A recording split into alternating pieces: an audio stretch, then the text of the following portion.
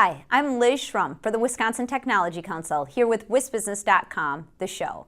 Just ahead, Tom Still offers a 5-point plan for improving Wisconsin's startup economy.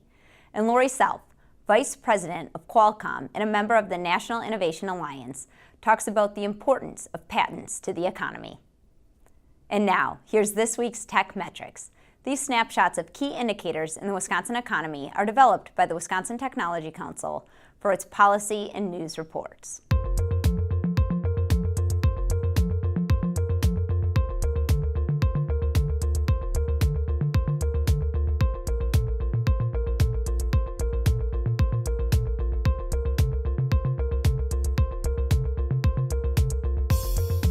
And now, here's Tom Still with his Inside Wisconsin commentary.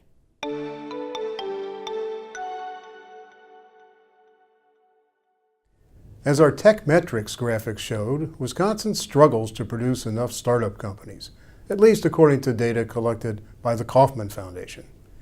Here are 5 ideas for how to improve Wisconsin's standing as drawn from policy reports by the Wisconsin Technology Council, which routinely examines the state's tech-based economy and high-growth entrepreneurism, with an eye toward advising policymakers.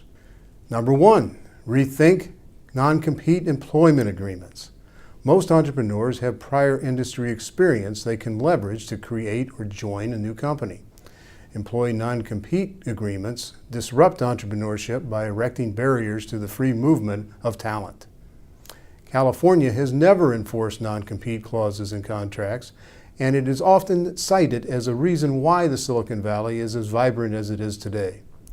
A bill that died in the past session of the Wisconsin legislature would have hardened the state's non-compete law, a step in the wrong direction. Second, reduce fence-me-in occupational licensing. Nearly 1/3 of American workers are required to have a government-issued license to do their jobs, and Wisconsin is no exception. Occupational licenses can act as a barrier to entrepreneurs. It's time to revisit licenses that hamper competition and small business creation. Consumers can often be protected just as well by certification and registration standards that don't fence out new entrants to the marketplace. Third, reinvest in higher education.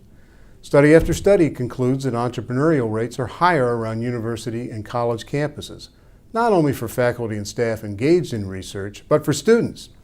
Wisconsin is no exception to the rule there. Those same campuses produce the talent so desperately needed in Wisconsin's workforce, which is flattening out in sheer numbers. There's room for more efficiency in higher education, to be sure, but it's also an asset that cannot be allowed to wither away. Fourth, accelerate broadband deployment. This is the most important factor in turning around the loss of rural population and jobs, given the importance of broadband to commerce, culture, public safety, health, education, tourism, and more. The demographic hollowing out of Wisconsin's North Woods and parts of rural Wisconsin will continue unless broadband coverage is improved, most likely by wireless technologies. Fifth, double down on the state's commitment to attracting angel and venture capital. In 2005, the state's investment tax credit law took effect, and it prompted a steady increase in deals that continues to this day.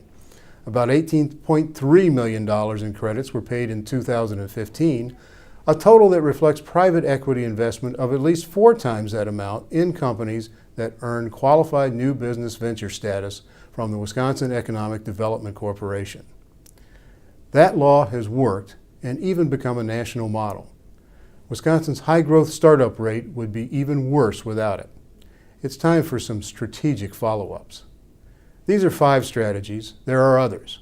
A starting point is needed, however, and the coming elections and legislative cycle will provide that forum.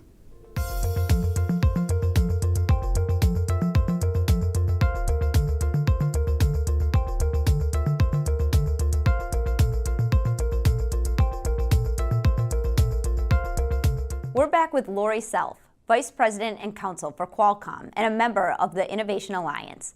We caught up with Lori in Madison before a meeting of the Tech Council's Innovation Network, where she was the speaker. Welcome, Lori. Thanks for having me, Liz. It's great to be here. Tell us a bit about your role with Qualcomm and why the Innovation Alliance cares about the future of patent law in the United States. Well, let me begin by telling you a little bit about Qualcomm for those in your audience who may not be familiar with the company. We are one of the world's leading developers of wireless communications technologies in the world. And if you have a smart device, you are using Qualcomm technology that's been developed over the past 30 years. And our technology really led to the groundbreaking advances that we've seen in mobile technology over the last few decades. For that R&D-centric model to exist, we have to have a strong patent system. And the same is true for all of the Innovation Alliance members. What brings us together as a coalition is our commitment to research and development in this country and our recognition that a strong patent system is really the foundation for our ability to make those big investments. So my job at Qualcomm as Vice President and Counsel for Government Affairs is to work with legislators, policymakers, regulators, and others in the United States and other parts of the world to make sure that our policies sustain a strong patent system and allow us to continue making those big investments in research and development. The next Congress is likely to consider changes to the patent system. How might those changes, pro or con, affect the competitive advantage of the nation and innovators in Wisconsin?